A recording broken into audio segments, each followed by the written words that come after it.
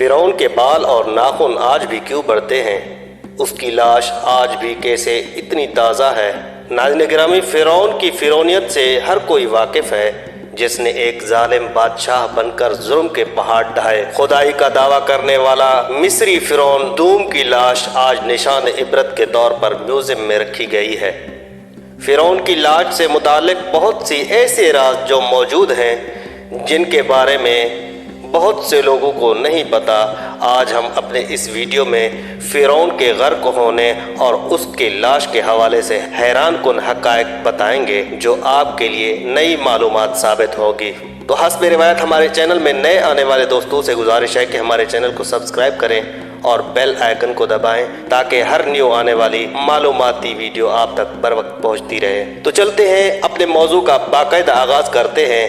ناظرین گرامی، سن 1891 سے قبل کوئی نہیں جانتا تھا کہ خدائی کا دعویٰ کرنے والے فرعونوں کی لاشوں کا کیا ہوا تھا اور ان کی باقیات کہاں ہیں یا کہیں ہیں بھی موجود یا نہیں۔ تمام آسمانی کتابوں میں اس واقعے کا ذکر تفصیل سے ملتا ہے کہ اللہ کے پیغمبر حضرت موسیٰ علیہ السلام اور بنی اسرائیل کی قوم کا پیچھا کرتا ہوا فرعون سمندر میں اپنی فوج سمیت غرق ہو گیا تھا، جبکہ اللہ کے پیغمبر حضرت موسیٰ علیہ السلام اور ان کی قوم کو پانی کے درمیان سے راستہ بنا کر اللہ رب العزت نے خود دیا تھا۔ لیکن فرعون کی لاش کا کیا ہوا تھا یہ کسی کتاب میں نہیں لکھا تھا۔ پیارے دوستو، لیکن قرآن مجید میں ظالم فرعون کے انجام سے متعلق عجیب بات موجود ہے جس کی کسی کو سمجھ نہ تھی۔ قرآن کریم کی سورہ یونس کی آیت نمبر 92 میں اللہ تعالیٰ نے ارشاد فرمایا ہے، جس کا ترجمہ یہ ہے کہ سو آج ہم تیری ہی لاش کو نجات دیں گے تاکہ تو ان کے لیے نشان عبرت ہو جو تیرے بعد ہیں، اور حقیقت یہ ہے کہ بہت سے آدمی ہمارے نشانیوں سے غافل ہیں۔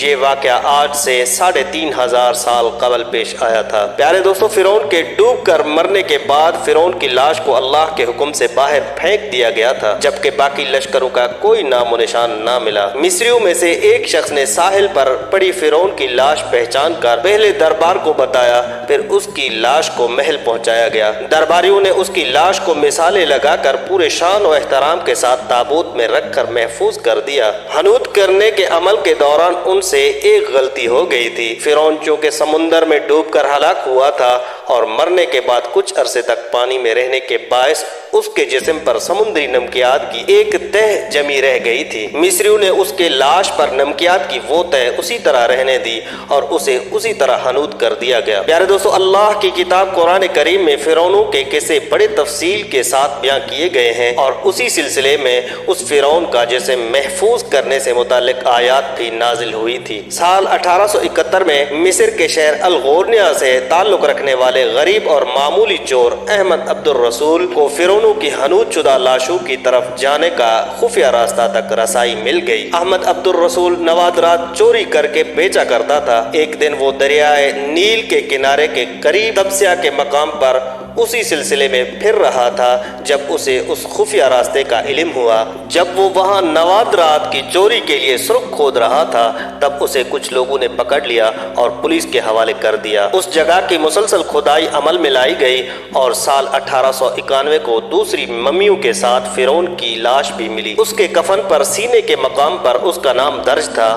اس کے لاش پر تحقیق کی گئی تو اس بات کی تصدیق ہو گئی کہ وہ فرعون کی لاش ہے۔ ناظرین گرامی، سال 1886 میں فرعون کی ممی خراب ہونے لگی تو اس وقت کے مصری حکومت نے فرانس کی حکومت سے درخواست کی کہ فرعون کی ممی کو خراب ہونے سے بچایا جائے۔ جدید سائنسی ذرائع سے اس کی موت کی وجہ بھی معلوم کی جائے۔ بعد ازاں فرعون کی ممی کو فرانس لے جایا گیا اور اس کے لیے باقاعدہ فرعون کا پاسپورٹ بھی بنایا گیا تھا، کیونکہ اس وقت کے فرانس کے قانون کے مطابق لاشوں کا بھی پاسپورٹ بنایا جانا ضروری تھا۔ فرانسیسی حکومت نے بہت شان و شوکت اور کسی عظیم زندہ بادشاہ کی طرح فرعون کی ممی کا ایئرپورٹ پر استقبال کیا۔